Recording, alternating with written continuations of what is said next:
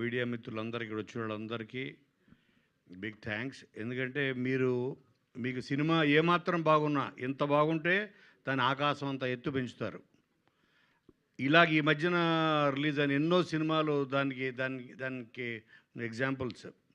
అలాగే నేను నా లైఫ్లో, నా కెరియర్లో నేను బాగా ప్రేమించే వ్యక్తులు, నన్ను బాగా ప్రేమించే వ్యక్తులు అందరూ స్టేజ్ మీద ఉన్నారు. వీళ్ళందరూ ఇంక్లూడింగ్ మా తమ్ముడు తమన్. నేను తమ్ముడు తమన్ అంటుంటా. వీళ్ళందరినీ నేను ఎందుకంటే ఫస్ట్ మా సినిమాకు సంబంధించిన talkie fun part whatever ప్రపంచాన్ని చూపించబోతున్నాం. నేను ఇష్టపడే, నేను ప్రేమించే వాళ్ళ మధ్య జరగాలని నేను వీళ్ళు ఏరి కోరి పిలుచుకున్నా. అలాగే ప్రతి సినిమాకి ఏదో ఒక సినిమా ఉంటుందన్నమాట, ఒక లీడ్. ఈరోజు ఈ సినిమా జరగడానికి కారణం నిన్ను కోరి అనే ఒక సినిమా. శివ అనే ఒక డైరెక్టరు ఒక మీనింగ్ఫుల్, ఒక గుండెలోంచి వచ్చిన ఒక లవ్ స్టోరీకి ఎంత వాల్యూ ఉంటుంది అన్నది, దాని యొక్క ఆ సక్సెస్కి ఎంత ఇంపార్టెన్స్ ఉంటుంది, జీవితాంతం ఒక మెమరీలాగా, ఒక మంచి జ్ఞాపకంలాగా అతను నాకు ఇచ్చాడు. ఆ సినిమా అది రావడం వల్లే ఈరోజు బ్యాండ్మాళ అన్న సినిమా వచ్చింది. దాని వాల్యూ ఏంటో నాకు అర్థమైంది, దాని టేస్ట్ నాకు అర్థమైంది. నాకు బాగా గుర్తు. నాకు ఒక ఫ్రెండ్ తను రికమెండ్ చేసినప్పుడు తన నెంబర్ ఇచ్చాడు. ఒక మంచి స్టోరీ ఉంది శివ దగ్గరని. నేను శివకి ఫోన్ చేస్తే తను అప్పటికి ట్రైన్లో ఉన్నాడు, వైజాగ్ వెళ్తున్నాడు. నేను కోన వెంకట్ని మాట్లాడుతున్నాను, నీ దగ్గర స్టోరీ ఉందని అట్లాంటా నుంచి ఫ్రెండ్ ఇచ్చాడు నెంబరు. అంటే వచ్చేయమంటారు సార్ అన్నాడు. అంటే చైన్ లాగి దూకేసేలా ఉన్నాడు. వద్దు, నువ్వు వచ్చినా కూడా కలవను నేను, నువ్వు ఎందుకు. So, how was Infinite Cruise? I never knew you could cruise in city traffic on a scooter at different speeds. Then on slopes, I could cruise on the way up and down with confidence. And then bad roads. You made it work for the bad roads too. I could ride at low speeds without getting kicked out of cruise. Infinite Cruise is so cool!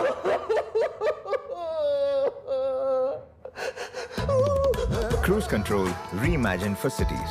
Infinite Cruise now on Ether 450.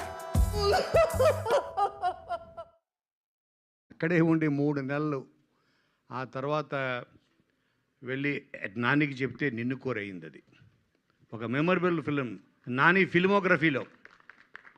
ఈరోజు తన birthday కాబట్టి ముందు నేను ఆ cinema గురించి చెప్పాలనుకుని చెప్తున్నాను. అలాగే ఆ రోజు ఎలాగైతే తను నా ఆఫీస్లోకి వచ్చి తను చెప్పినప్పుడు ఆ జెన్యూనిటీ, తను నోటితో చెప్పట్లేదు, తన గుండెతో చెప్పాడు నాకు. తన గుండెతోటి లోతుల్లోంచి అతను చెప్తుంటే కన్నీళ్ళు వస్తున్నాయి. అసలు ఇంత అద్భుతంగా ఏంటో ఒక ఇంతమంది మన మధ్యన ఉంటారు, ఎంతో కొద్ది మంది మీద ఆ ఫోకస్ లైట్ పడుతుంటుంది. ఆ ఫోకస్ లైట్ ఆగినప్పుడు మనకి వాడి వాల్యూ తెలుస్తుంటుంది, లేకపోతే తిరుగుతూ ఉంటుంది. అది అలాగే కొన్ని సంవత్సరాల తర్వాత మళ్ళీ నా దగ్గరికి వచ్చాడు శివ.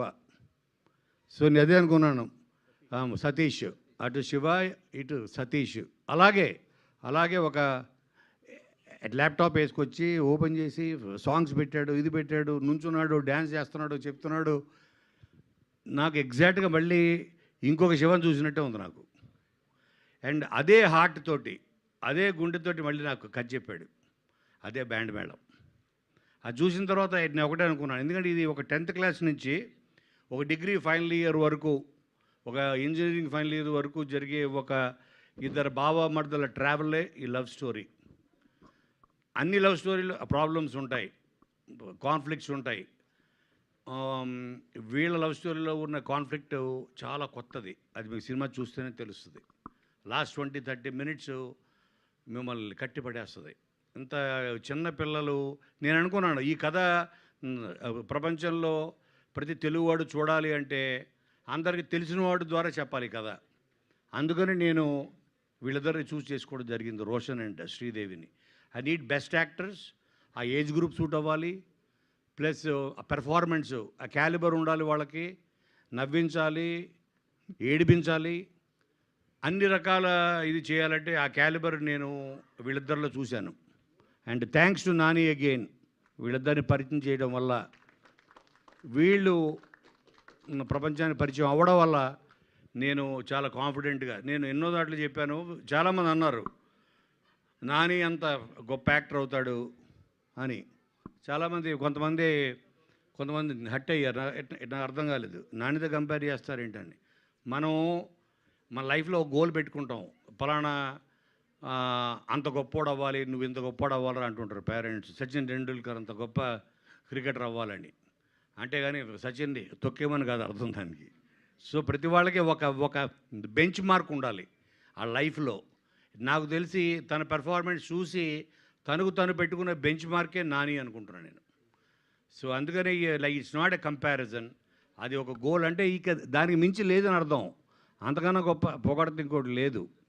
అలాగే మొన్న ఓ టీజర్ రిలీజ్ అయ్యి మేము చిన్న స్పెషల్ గ్లిమ్స్ వదిలాము. తమన్, నువ్వు చూసావు అది? అందులో ఏంటంటే తను మధ్యలో వెళ్ళిపోయి గర్ల్ ఫ్రెండ్స్ కన్నా చిన్నప్పటి నుంచి ఉండే స్నేహితులు బెటర్ అని స్నేహితుడికి తాళి కట్టేస్తాడు హీరో. అది చూసి కొంతమంది కనెక్ట్ అయ్యారు ఒక సెక్షన్. సార్ మీరు మమ్మల్ని కూడా గుర్తించారు, గే లవ్ స్టోరీ చెప్తున్నారు అని.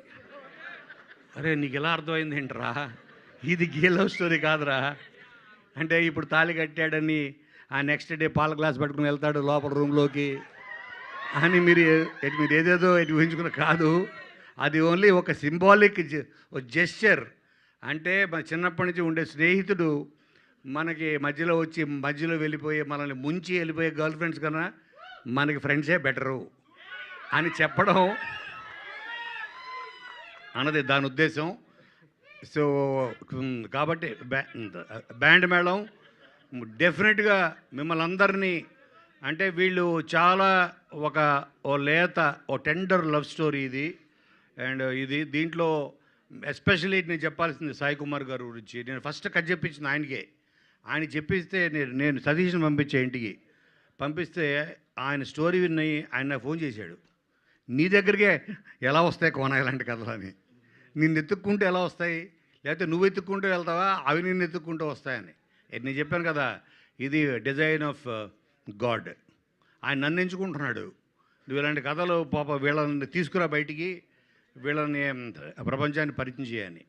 అలాగే తర్వాత చెప్పించిన వ్యక్తి చంద్రబోస్. ఇప్పుడు మీరు విన్న ఆ సాంగ్ బెల్లం చుట్టూ ఈగ లెక్క అని. సో ఆ సాంగ్ అలాంటి 3 ఎక్స్ట్రాడనరీ సాంగ్స్ రాశాడు. అలాగే కాసర్ల శ్యాము, ఇలాగ ద బెస్ట్ టెక్నీషియన్స్ ఇవ్వాలి మన సతీష్కి అని నేను చేయగలిగినంత support, not only as a producer, క్రియేటర్గా, screenplay side, whatever the best టెక్నీషియన్స్ని ఇచ్చి రేపొద్దున ఈ 13th నాడు మీ ముందుకి ఇది తీసుకొస్తున్నాం. ఇది యాదృచ్ఛికంగానే అనుకోకుండా అదే రోజు అవ్వడం అన్నది కోర్టు, అది కూడా like it's design of the God.